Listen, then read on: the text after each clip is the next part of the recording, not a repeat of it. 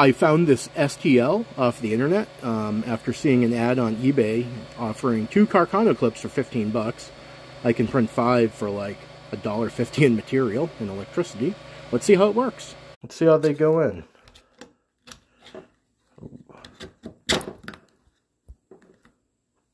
Let's see if the ejection feature works. Whoa! This is a standard brass clip. This is a 3D printed clip. Pretty cool.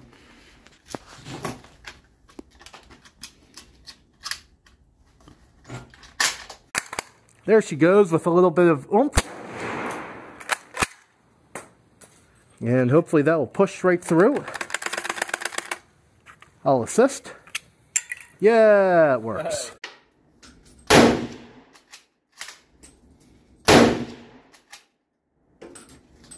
And we're just going to pretend that slide